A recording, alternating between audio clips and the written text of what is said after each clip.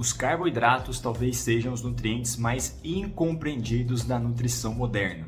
Em um dia aparecem como os grandes heróis da alimentação saudável, exaltados como fonte de energia, parte essencial de uma dieta equilibrada. No outro dia são demonizados como responsáveis por todo problema nutricional, como diabetes, hipertensão e inflamações. E no meio desse caos de opiniões conflitantes, muita gente fica sem saber o que pensar, já que afinal, precisamos mesmo de carboidratos? Quais tipos, em quais quantidades? Será que eles engordam e principalmente o que acontece dentro do seu corpo quando você consome carboidratos? Para responder isso, hoje eu vou te falar o básico sobre carboidratos, a estrutura química e o que acontece dentro do seu corpo. Mas antes de começar a falar de dieta, emagrecimento ou saúde, precisamos entender o que os carboidratos realmente são e como o corpo lida com eles. Para começar com o pé direito esse vídeo, eu tenho uma dica especial para vocês. Recentemente eu conheci um e-book que está me ajudando demais a organizar as minhas refeições. Ele traz várias receitas práticas, acessíveis e o melhor, com foco em saúde e sabor. Se você vive na correria, mas quer comer melhor ou até perder uns quilinhos sem dieta maluca, vale a pena você dar uma olhada nesse e-book.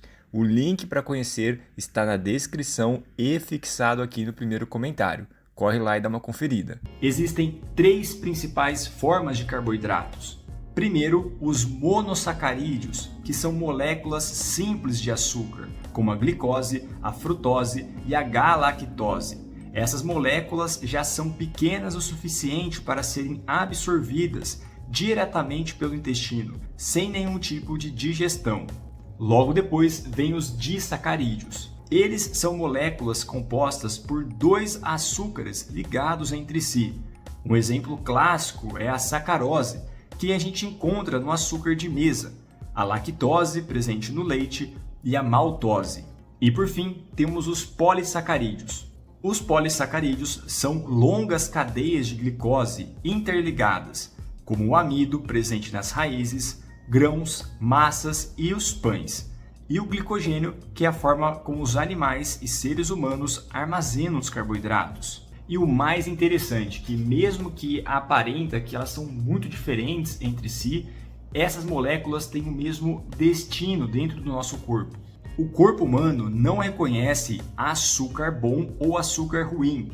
Ele não sabe se aquela glicose que acabou de entrar no sangue veio de uma batata doce, de uma banana, de um pão ou de uma colher de açúcar. Quimicamente é sempre glicose. A diferença está no caminho até chegar lá, e isso afeta coisas como velocidade de absorção, saciedade, impacto no apetite e até mesmo prazer ao comer. Mas no final, quando se chega na corrente sanguínea, é a mesma molécula de glicose.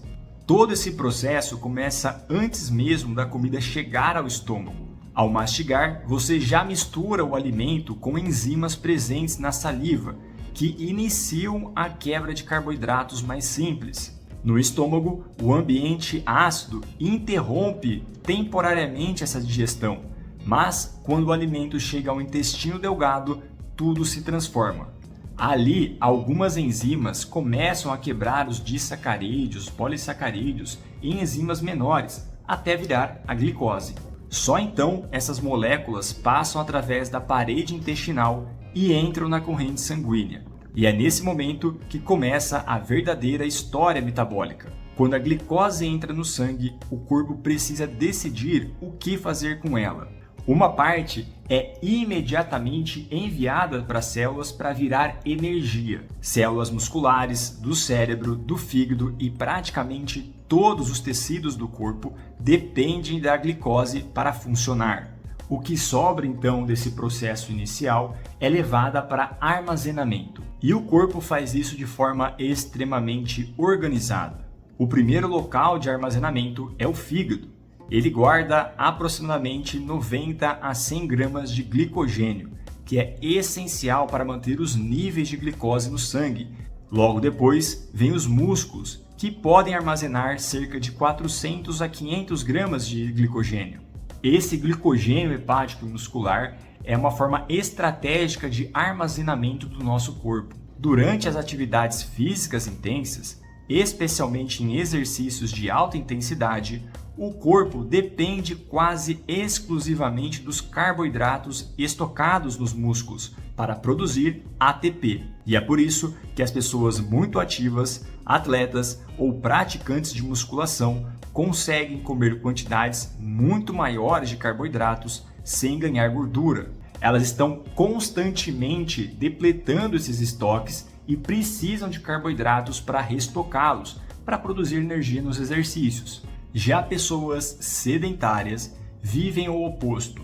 Como não treinam, não realizam atividades intensas e não utilizam significativamente seus estoques de glicogênio, qualquer carboidrato extra consumido, especialmente em excesso e com frequência, acaba sendo convertido em gordura corporal. E é por isso que eu falo, o problema não é o carboidrato, e sim o contexto que cerca o carboidrato. Mas existe um mito muito popular, o de que carboidratos automaticamente viram gordura. E isso não é verdade.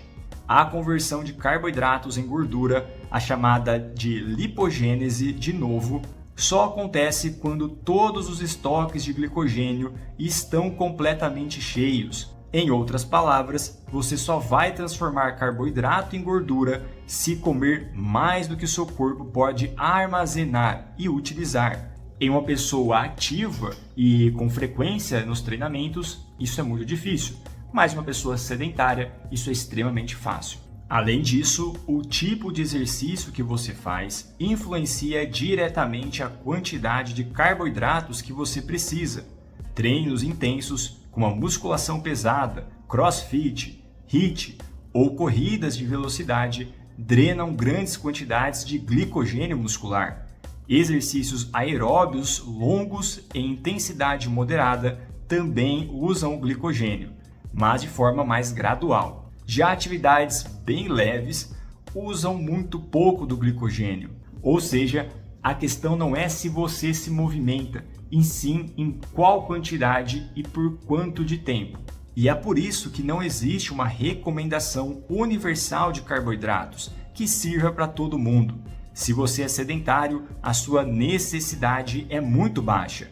Se você treina regularmente, a sua necessidade aumenta. Se você é um atleta de endurance, por exemplo, sua necessidade é altíssima. E se você treina várias vezes por dia, sua demanda é gigantesca. Então a duração, a intensidade e o nível de treinabilidade são fatores fundamentais para saber qual a quantidade de carboidratos ideal para você. E principalmente a quantidade de massa magra que você tem. Porque músculos maiores têm uma capacidade de armazenar mais glicogênio. Ao entender isso, fica claro porque carboidratos não são bons nem ruins. Eles são apenas ferramentas metabólicas. Podem ajudar ou atrapalhar, dependendo de quanto você se movimenta, do seu objetivo, da quantidade que você consome e do estado do seu metabolismo. Também precisamos reconhecer que alimentos ricos em açúcar adicionado, como refrigerantes, doces, sobremesas e alimentos ultraprocessados, não são prejudiciais apenas pelo açúcar em si, mas porque são projetados para serem hiperpalatáveis e fáceis de consumir em excesso. Além disso, eles são pobres em nutrientes, pobres em fibras e por isso não têm um poder de saciedade tão grande. Com tudo isso em mente, cria-se um ciclo viciante, onde você come, tem um pico de prazer e glicose e em seguida tem fome novamente. Portanto, não é o açúcar isolado que causa o problema, mas o comportamento alimentar que ele estimula. Por outro lado, alimentos naturalmente ricos em carboidratos complexos, como batata doce, arroz, aveia, frutas, legumes e raízes, geralmente vêm acompanhados de fibras, vitaminas e minerais, que favorecem a saciedade e retardam a absorção de glicose, mantendo seu corpo em um estado metabólico muito mais saudável. Portanto, não existe resposta fácil para a pergunta: quanto de carboidrato eu posso comer no dia? A resposta depende totalmente do seu estilo de vida, do tipo de atividade física que você faz e da intensidade com que você usa ou não seus músculos. Só existe uma regra universal: quanto mais você se movimenta, mais carboidrato seu corpo consegue usar. Quanto menos você se movimenta, menos carboidratos você precisa. E no próximo vídeo sobre esse tema, eu vou te ensinar como calcular a quantidade individualizada, como você pode organizar durante o seu dia o consumo de carboidratos. Então, se já não saiu esse vídeo, fica ligado aqui no canal, se inscreve ativando o sininho para quando esse vídeo sair, o YouTube te avisar. Se ele já saiu, eu vou tentar disponibilizar aqui no card ou o link na descrição.